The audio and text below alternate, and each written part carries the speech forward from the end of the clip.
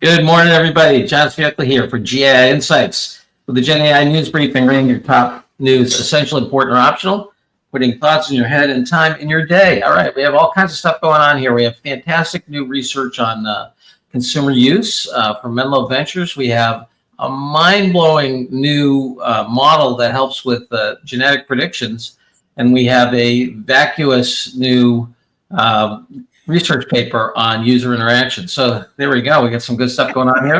We're trying at the risk of leading the witness. At the risk of leading the witness, we have delighted to have Kevin Petrie on with us. Of course, Adam Rappaport, our tech wizard, Paul, and Anka Janda. All righty, let's have it. First one up here. Go ahead, John.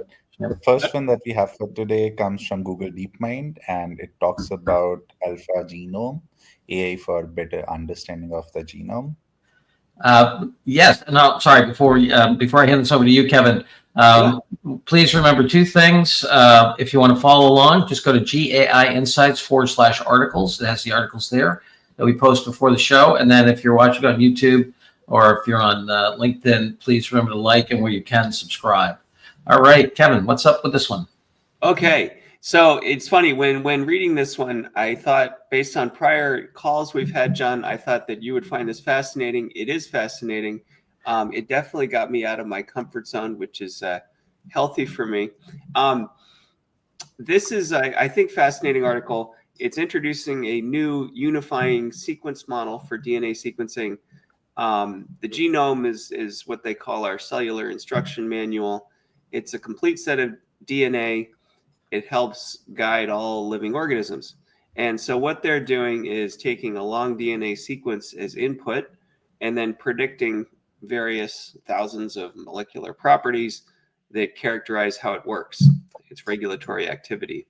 So this new model, Alpha Genome, can help with disease understanding. You can more accurately predict genetic disruptions, i.e. diseases. You can have researchers that are pinpointing the causes of these diseases more quickly and more precisely.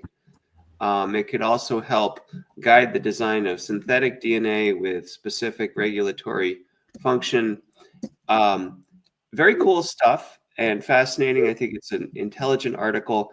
It is, I think, really written for scientists and data scientists who are deep in this particular domain. A lot of implications based on my outsider perspective. This is not my area of expertise, but I think there are a lot of implications for the life sciences field. Beyond that, I don't think AI leaders would find it to be required reading. So I would view it as optional outside of the life sciences space. Gotcha. All right, so we're going for an optional outside of life sciences. What do you think here, Adam?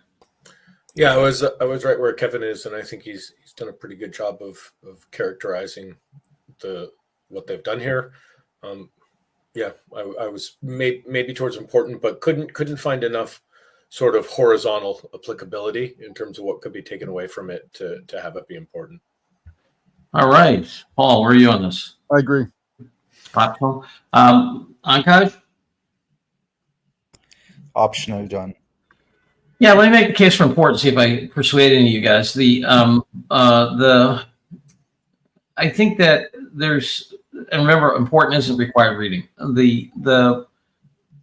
I think that we have the day-to-day stuff that people are using AI for and so forth, but I think businesses need to step back and understand that whatever complex thing their business is based on, science or whatever, is now the core economics of that are fundamentally changing. And this is going to hit every industry.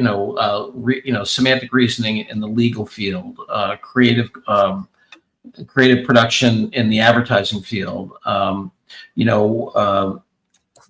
diagnosis and exploration in hydrocarbons. I mean, I just think that, and this is, to me, is an example of a fundamental asset that is going to absolutely change every part of the economics of the life sciences and the healthcare business. And so, this is one of those things that I just this is the leading group on the leading issue about humanity. Other than that,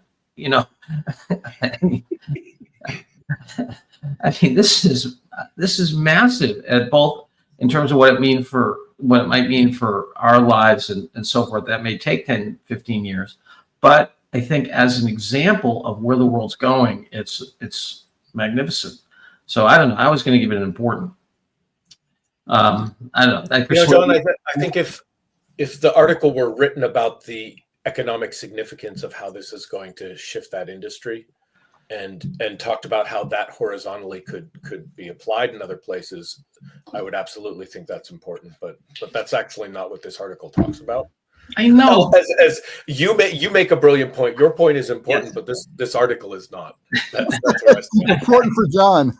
I have more faith in the imagination of our audience. Okay.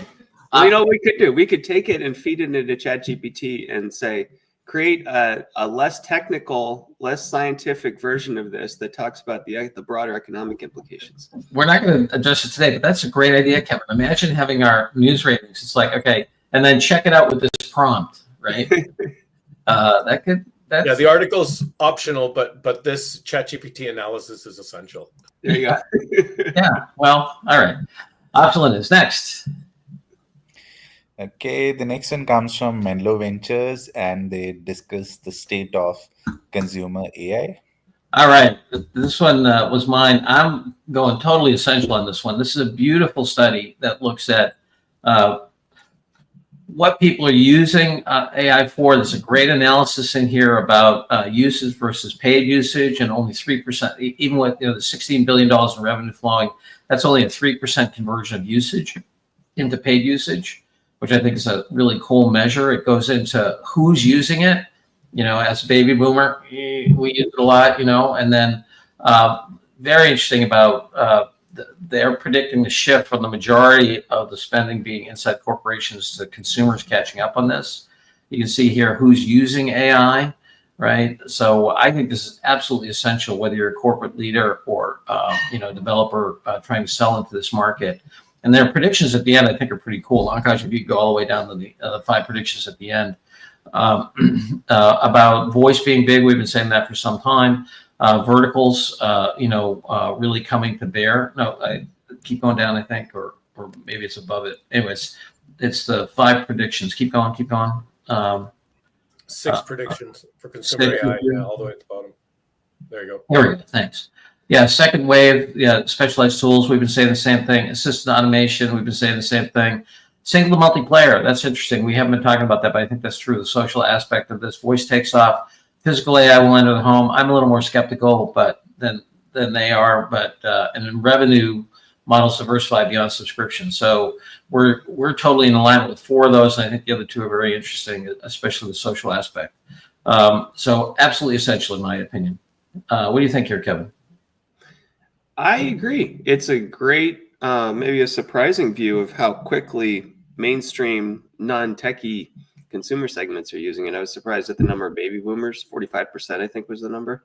My mom surprised me by saying she asked ChatGPT to help her write a letter about a dispute with a neighbor in Western Colorado. There are just ways in which people that you would not expect to be using this stuff are already doing it, which creates a lot of economic opportunity. Awesome. We have facts. What a cool idea, Adam. Yeah, I was more in the important camp.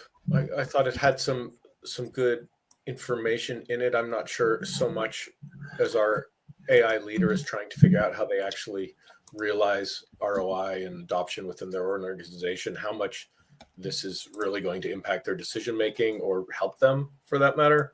So I was hesitant to call it essential.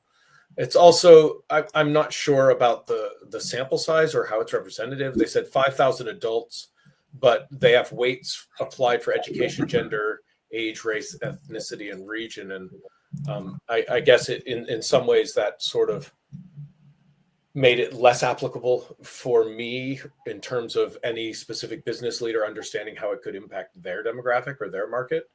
So and then 5,000 doesn't seem like a large number to me for this, that you could take away a lot of significance from the findings, but might just be Friday night for me. But I was probably more important than essential. I think it's Friday night for you. If you do the crosstabs, unless it's a hugely skewed sample, 5,000 is a big sample, and you do Yeah, five. I think so too. Yeah, you. I mean, Kevin and I, been through, it's like that. That's a great sample. You can, I mean, you can imagine it being polluted through a communion sample. It's skewed, but no, I just. You're talking about 1.8 billion global users, and then you're making, claims about a finding from them based on 5,000 people in the That's US. stats, baby. That's what statistics is all about. Yeah, statistics, exactly. It's a bunch of statistics. I'm just not sure. All right. You hate statistics. All right. Yes, but this is as good as social science gets, pretty much. Anyway, Paul, where are you on this? Yeah, absolutely essential. I'm just delighted we're finally seeing more analysis on B2C versus B2B. I mean, they're very, very different markets. Yes. I think it's important if we channel a little bit of Tim. It's good stats in here for the AI leader who's trying to convince other skeptics in his organization this is moving. It's moving very quickly. So absolutely essential. Yeah, Ankash, where are you on this? Absolutely essential for me, John. All righty. All right. Sorry there, Adam. Essential it is late on a Friday in Australia. I don't blame you. Screw it. Yeah, I will. The thing, I don't know if it was A16Z that started this, but I do think it's interesting how some of the VCs are really going deep into content publicly. This used to, I know some VCs, this used to be work they would do privately for an advantage. And now I think it's a statement as to how competitive their market is, both in getting funds and getting companies that they're making this much more public. John, I agree. Not only that, this and Andreessen and some of the Bessemer stuff, it's good analysis as well as the Bain. I mean, people are doing some really good. This isn't a half-hour deep research. Yeah, I mean, it's the kind of thing that they might have done before, but they would keep it inside, as insight. But now they feel, I think, market pressure to make it public, to show their depth and commitment to a space or an understanding or whatever. All right. Misconfigured MCP servers. The all zero default setting leaves us all open. All right. What'd you think here, Adam? So let's talk about this. This is one of the first pieces I've seen around security, and I guess the security profile for MCP, the Model Context Protocol. And as much as it's taking off and as popular it is, I think at a minimum this is important. Maybe if your organization is already looking at implementing MCP in production, which I think is a very, very small percentage of organizations, then it may be essential. It's certainly something you'd want to make sure every CISO is across, particularly if they're looking at how they're going to be implementing MCP, or even if they're currently in pilot or proof of concept with MCP. But even that, I would suspect, is a fairly small number of organizations still, given how quickly this has come into adoption. But it's got some really great examples. They're all really smart things that if and when you are implementing MCP, you would definitely want to have this to refer back to.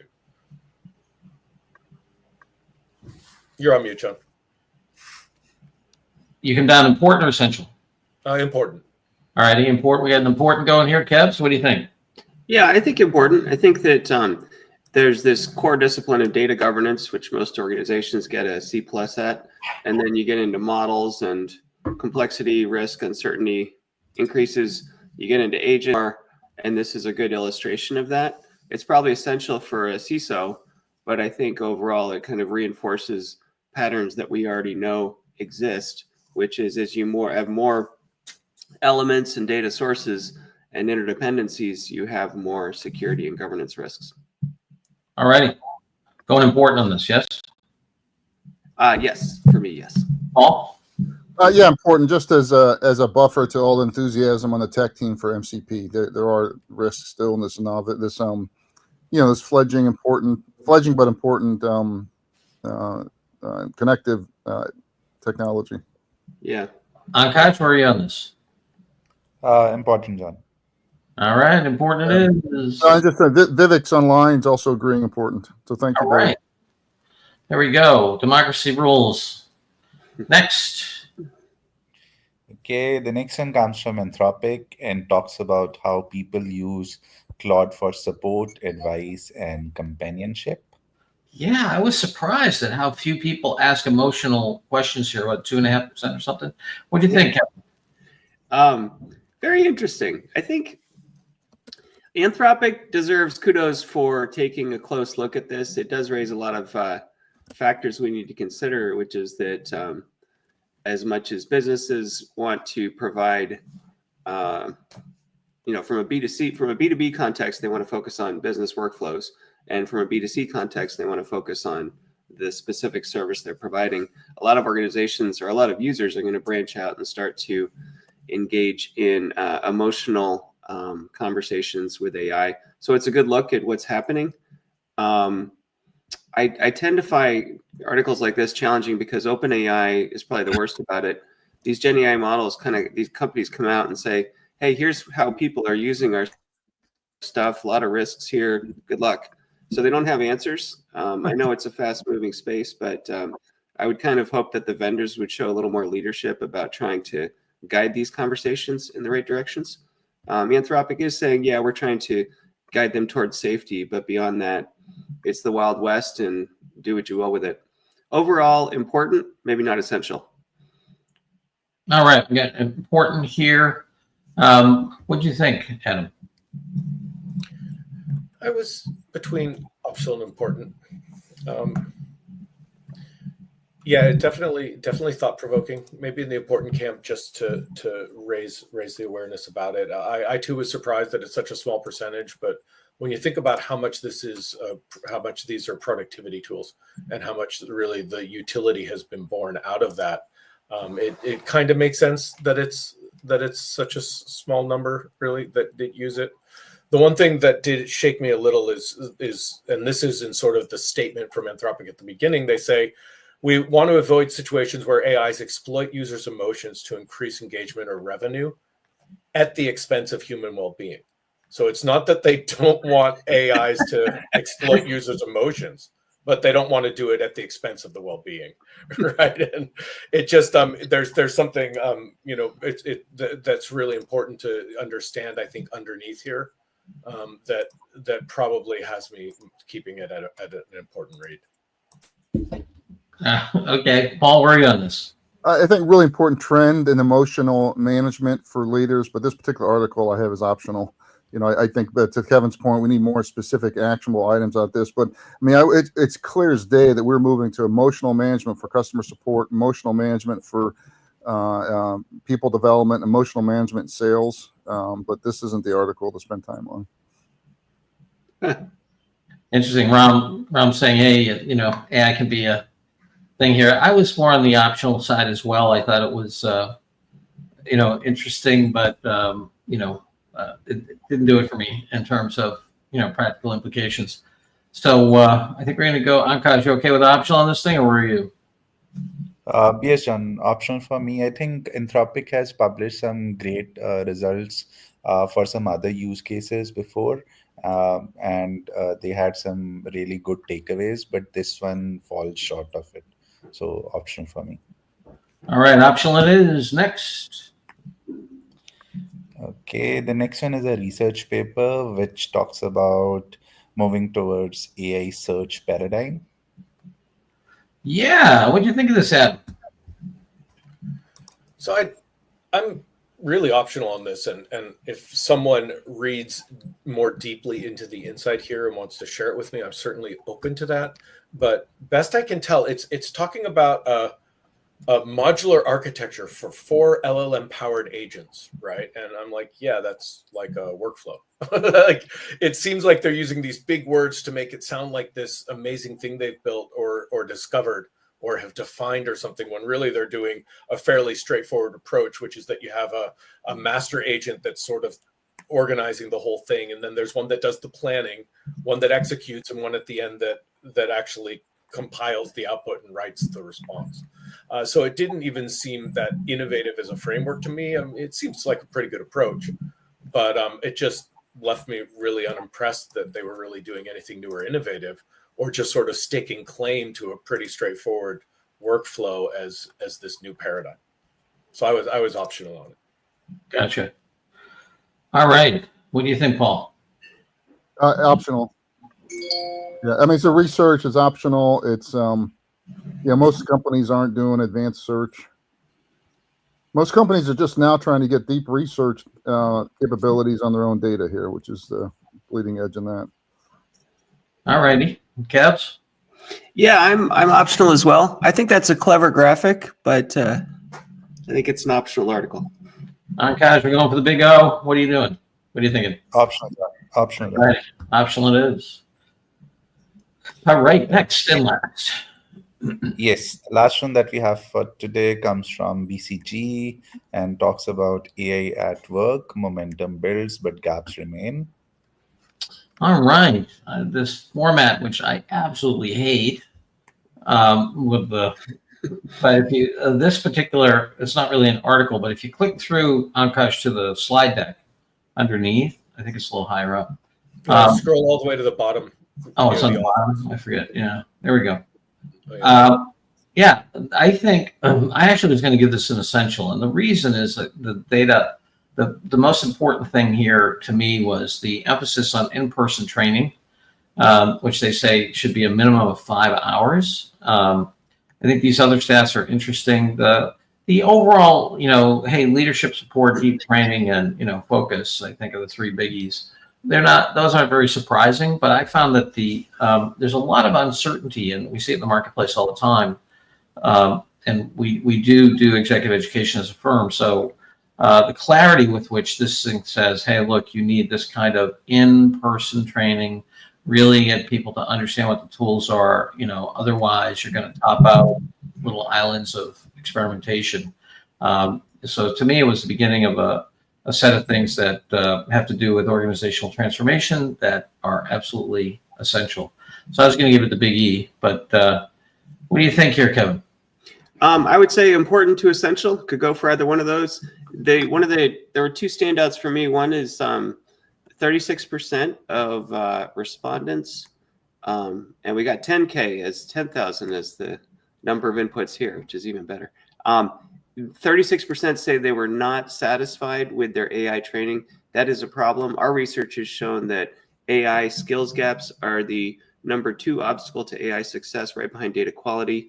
Last year was number 1. Organizations have a lot of work to do when it comes to AI training, and this underscores that point. The other interesting thing is just the idea of going from using AI to reshaping workflows. That's where you really gain competitive advantage. I'm a believer that you can use AI, anyone can use an LLM, but really applying it to your proprietary processes and data sets is where you can gain sustainable competitive advantage. And so this is an important look at that. All right. So important to essential, either is good with me. All right, Adam. Yeah, I was important. I could support essential. This one, John, over 10,000, and it's specifically targeting leaders, managers, and frontline white collar employees. Mm-hmm. So for our audience, I think this is a much interesting subset to be running the survey on and useful for them. The key takeaways are all fairly straightforward stuff we've been saying for 2 years almost. Yeah. But nonetheless, it is right on the mark. So I think it's worth raising profile on. All right, Paul, where are you on this? Oh, absolutely essential. I mean, we've been talking for 2 years with the criticality of in-person training versus sending them a thing. We've seen it ourselves with all the exec ed and training we're doing. The number one issue I continue to see from AI enthusiasts is they can't get their senior management organization to move faster, and you can't move faster until you have enough experience and realize the power, and that's got to go through individual training here. So hands down, essential. All right, we're going essential. Got 2 big E's here. Ankash, while you do the tote, what do we have here, Paul, for our Monday Learning Lab? Yeah, Monday Learning Lab. We have a great one. We have Mark from Invoice Cloud. Speaking of this, who's going to be walking through his business case for Microsoft Copilot for their employee secure chatbot. So he's in the learning department at I think it's 600, 1,000 person firm. They're very enthusiastic. He's been in a lot of the learning lab before, and what we see is it's such a slam dunk, the ROI for employee chatbot implementations. I'm shocked that people still have trouble with it, but many companies are absolutely choking on $20, $30 per month per user. And they're going to be left behind if they're in any of these industries that are in the crucible. And the last thing is, I think we want to continue to have a debate on what is the benchmark for the percentage of employees that have access to that. I maintain it's at least 30%. It's higher if you're in a crucible industries, yet many, many companies are still only at 10%. Yeah, absolutely. Any other announcements? Kevin, anything coming from your guys? Had a great event this week with AI Realized, a partner of GAI Insights, and the recording of the webinar is available.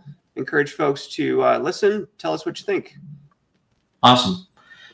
Adam, anything new other than the end of the fiscal year for you? All good. All right. Well, have a pint or two on for me. And all right, here we have 2 essentials, 3 optionals, 1 important. Have a great AI weekend. Hope to see you all on Monday morning, and make time for the Learning Lab. Should be a great one with Invoice Cloud. Bye-bye, everybody. Have a great weekend. Thanks all. Great weekend. Subscribe on YouTube, everyone.